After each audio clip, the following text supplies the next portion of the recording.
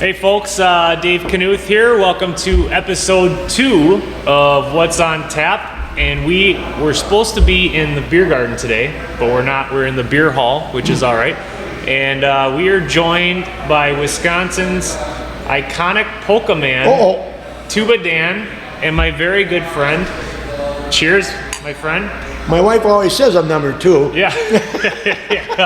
In a different way. Yes. Yeah. Are we gonna edit that out? Oh man. No, it's all. We're rolling live cool. here. Mm-hmm. So Tuba Dan is gonna be playing Saturday, Memorial Day weekend, big summer kickoff. 28th of May. Yeah, May 28th, Saturday night, 6 to 9. Tuba Dan and the band. Yeah, and we're gonna have to do some reconstruction on Sunday morning because we plan on ripping this place apart. Yeah, we're gonna blow the roof off. At least another 6 inches up. That's right. I can do that all by myself. Yes. With a tuba. Yeah. But you bring those other guys in here, and you're at your own risk and your own peril. But this is going to definitely be the place to be on Saturday. Not only polka music, but delicious food, some really delicious beer, lots of beer. So the beer guy. This is, you can't pronounce the name of it, but this is the Hefeweizen. Hefeweizen. You just call it a Hefe. I knew a girl in college. She was very heavy, kind of stout. You know. Yes. Yeah. This beer's not stout though. It's very delicious. It's delicious. It's a good summer beer. It's a German wheat beer.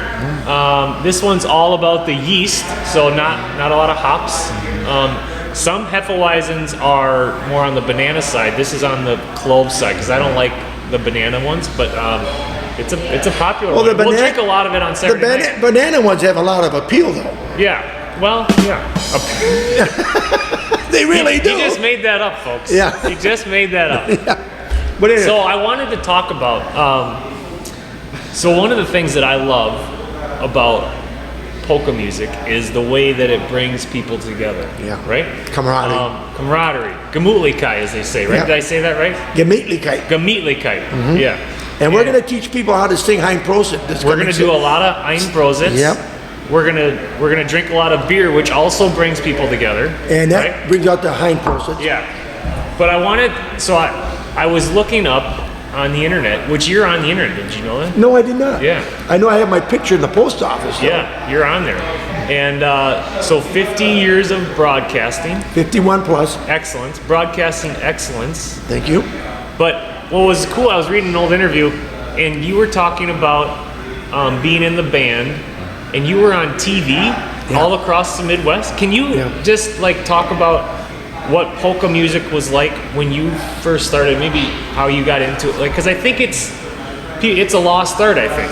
It is. Somewhat. Back when I was a kid, I was one of 9 kids. We raised on a little dairy farm. And I had 6 brothers. Did you hand milk them? Or did you? No, we had machines. You had machines, yeah, okay. But we only had like 4 or 5 cows. Just enough for our family.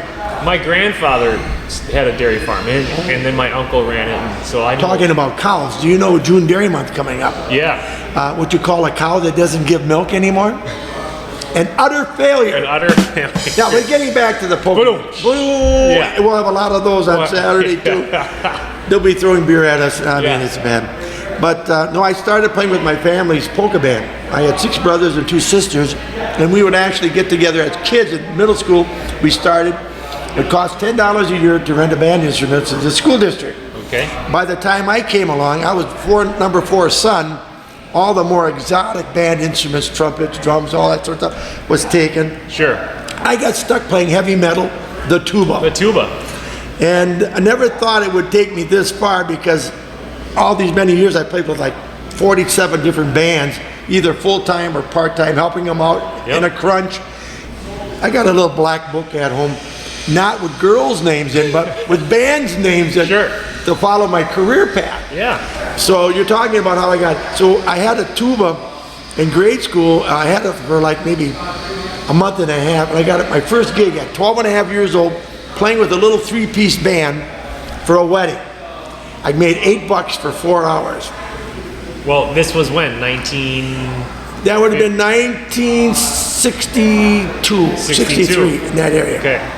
And I played with this band, and then from there I just kept on going with band, and I got hired little local bands. But then when I got out of college, or halfway through college, I started with a band out of Pulaski, and they had 27 different stations in the Midwest with the Sunday noon polka show, Dick Rogers. Dick Rogers, which you always talk about on your Show. Saturday morning show. Great friend, great mentor, and he taught me a lot. How to deal with the public, not to think too much of yourself. So I'm telling you this story very humbly because I don't want to toot my own horn. Right.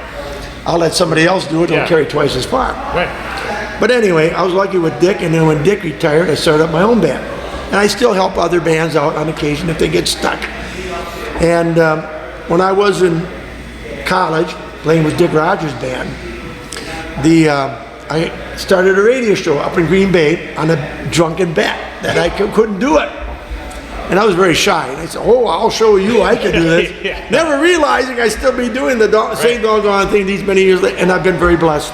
The advertisers, the businessmen and women, they follow me, and I don't feel like I'm conning anybody. I try to do my best. What I love about your radio show is all of your advertisers. You know them personally, right? You experience what they have, whether it's a knee surgery or a hip replacement or the dentist or beer or wine. New baby born. Plumbers. Yep. Like it's all firsthand. So you're kind of stamping your approval on it, and it's very authentic, which I think is awesome. Well, I don't like to read script. And if anybody listens, I'll be talking about you guys, and I'll drift off and talk about the siding on my house and come back and talk about you guys again. Yeah. A 60-second ad sometimes might end up being 3 or 4 minutes. Right. And nobody complains because it's all interesting, I think. I think so. Yeah, well, thank you. And if it's not interesting, who cares, right? They're still paying for it. It's your show. And the station loves it. That's right. So your show is AM 1600. 93.1 FM. The Wave, right? Hometown broadcasting right here in Ripon. Yep. Wednesday nights, Saturday mornings, and Sunday mornings. So one of our family traditions is we get into the car on the way to church, and we turn on the Tuba Dan polka show and the gospel show, Country which gospel. I love. Yeah, Country gospel. I love it. My daughters in the back are, because they know you and they love. I love your kids. It. Yeah. So it's, I like Marie better, but that's okay. Yeah. Well, you so like her better. Yeah. My favorite line is, have you seen the movie It's a Wonderful Life? Mm-hmm. So one of my favorite movies is, Jimmy Stewart comes home and he's just pissed off, and he says, Mary, why do we have to have all these kids, Mm-hmm. Yeah. That's my line every once in a while. But they're, you love them, right? Oh, you gotta love them. Yeah. Kids grow up so fast, and I think parents should, take time for their kids. And I know you do, and Marie do a lot. It's important. It goes by quick. This is the beer guy. There's a lot of talk about Ripon. What makes Ripon popular? It isn't me. It isn't the Republican House, which is very important. It ain't the college. It's the beer guy who does a lot for the working stiff and people that just want to relax and, not hurt anybody, but to just, come and let your hair down and just have a good time whenever you're in town, and bring your friends over too any time of the year, not just for the weekend of Memorial Day weekend. That's right. That's what it's all about. And it's the food too. Oh, those wings. So I have one more question. Tuba Dan, how did you come up with, how did that name come about? Well, I was talking about Dick Rogers. Yeah. And when I was working with him, it was still in that heyday of the 33 and the third LP albums. Yeah. The little big jacket, The small ones. No, right? the bigger L33. the bigger Those are ones. the big ones. You're talking about 45, but the bigger ones. Yeah. And we would be playing a job anywhere in the Midwest, and we used to play like 5 states. And I was going to... you had a bus too, right? You said? We had our own Greyhound when I had my band, 40-foot Greyhound that we completely re-outfitted. But anyway, playing with Dick, you go to a gig, and during the job, people would come up and buy an album, see it?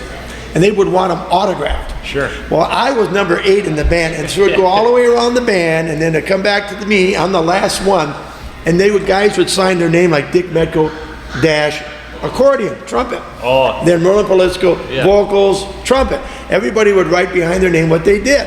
Well, by the time I got it, Dick Rogers was tapping off, starting another song. I didn't have time to write my full name so I just wrote Tuba Dan. Forget the last name.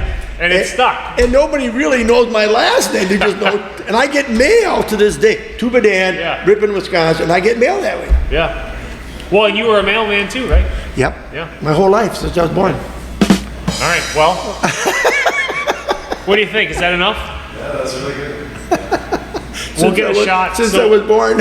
we have the Tuba Dan wall Oh, yeah. over there, which folks, when you come, you gotta come check out the Tuba Dan wall, which is that. Now that's not a tuba up there, right? That actually is one of my earlier baritones. Baritones.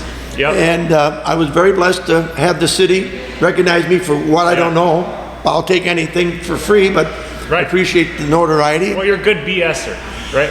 Well, yeah. I'm just kidding. I'm just kidding. You're a BSer too because you make your beer supplier Yes. Yeah. in that regards. No, that baritone will stay up there as long as Knuth Brewing Company stays. I should give you one of those little plaques I got from the city that go. Yeah. That Well, we have your what- autographed picture up there too, but a plaque would be cool. I got one of those little buggers I'll give you. All right. I want to thank you for all you do for the community, and I hope people come up, not only this coming weekend or however long this runs, but And tune in Wednesday nights, Saturday mornings, Sunday mornings, the Tuba Dan Polka and Gospel Show on Sunday mornings. Yeah. AM 1600, 93.1 The Wave. Cheers. cheers Cheers. to you and Matt and the rest of the staff here. Steffi, come see Aaron, come get something good to eat and have some beer with us whenever you're in town. Summer kickoff, Saturday night. Hi, close it. I'm